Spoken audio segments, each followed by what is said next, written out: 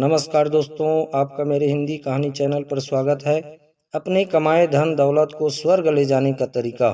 जी हाँ दोस्तों, आज की कहानी में हम जानेंगे कि किस प्रकार हम अपने कमाए धन को स्वर्ग ले जा सकते हैं। यह कहानी एक बहुत ही जिद्दी पैसे वाले आदमी की है। यह आदमी बचपन से ही बहुत जिद्दी और कॉम्पिटिटिव माइंड सेट का था। वो जब कोई चीज करने की ठान लेता तो उसके पीछे पड़ जाता और कभी भी हार नहीं मानता। इसी स्वभाव के चलते 50 की उम्र तक आते आते उसने कई कंपनियां खोल दी थी और अब शहर का सबसे बड़ा उद्योगपति बन चुका था। उसकी कंपनियों में हजारों लोग काम करते थे। यह उद्योगपति एक दिन अपनी गाड़ी में सफर कर रहा था। ड्राइवर ने उस दिन गाड़ी में कोई गाना बजाने की बजाय एक सत्संग चला दिया। उस सत्संग में कोई धार्मिक गुरु प्रवचन दे रहे थे।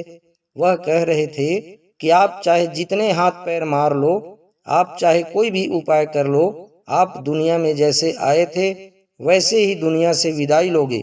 गुरु ने इस बात को गहराई से समझाते हुए कहा कि आपने जिंदगी भर जो भी कमाया है या जिसके लिए आपने अपनी पूरी जिंदगी खपा दी है, चाहे वह घर हो, धन हो, शोहरत हो या और कुछ भी, वह सब आप अपने साथ कभी नहीं ले जा पाएंगे।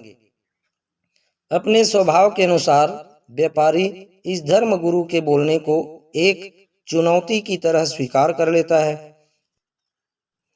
व्यापारी ठान लेता है कि वह इस धर्म गुरु के शब्दों को गलत साबित कर देगा। वह कुछ ऐसा करेगा कि वह अपना कमाया हुआ धन मरने के बाद भी अपने साथ लेकर जाएगा। उस दिन उद्योगपति दिन रात यही सोचने में लग जाता है कि वह क्या करें जिससे वह इस चुनौती को जीत पाए। कुछ दिन बीत जाते हैं लेकिन उसे कोई भी ऐसा उपाय नहीं मिलता जिससे वह उस धर्म गुरु की बात को गलत साबित कर पाए।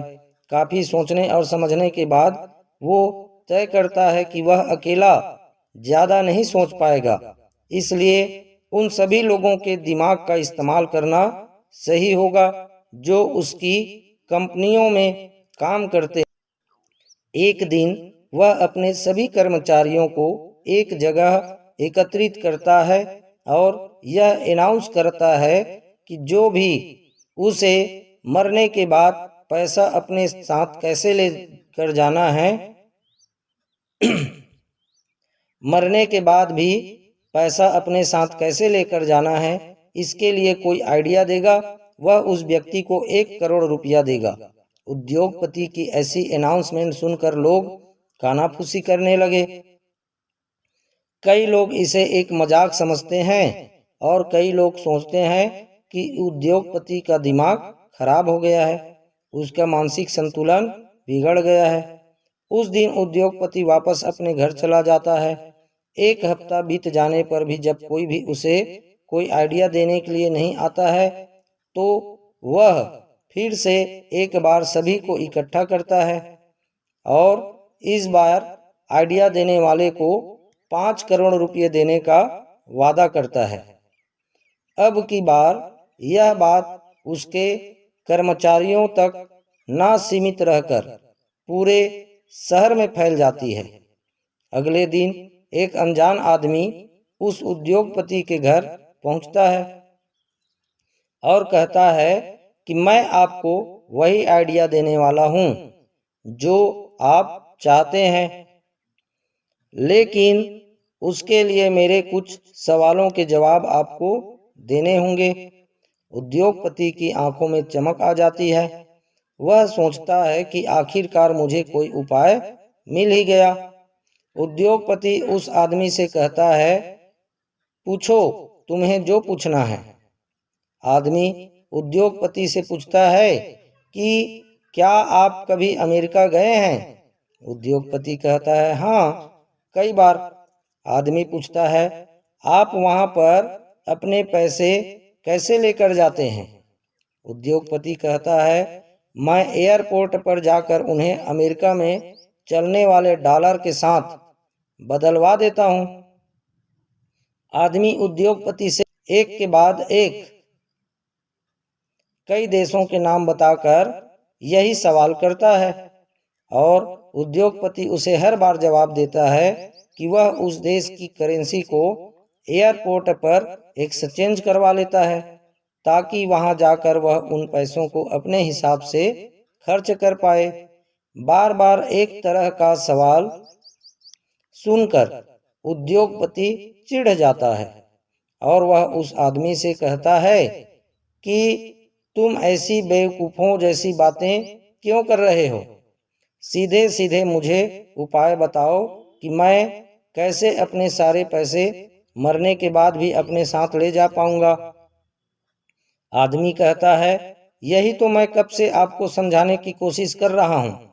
जैसे आप इस देश के पैसे दूसरे देश में इस्तेमाल करने से पहले उस देश के पैसों के साथ एक्सचेंज करवाते हैं, वैसे ही आपको मरने से पहले अपने सारे पैसे स्वर्ग की करेंसी के साथ एक्सचेंज करवाने पड़ेंगे। और स्वर्ग की करेंसी है पुण्य। आप अपने पैसों का इस्तेमाल ऐसे कर्मों में कीजिए जिनसे पुण्य मिलता है।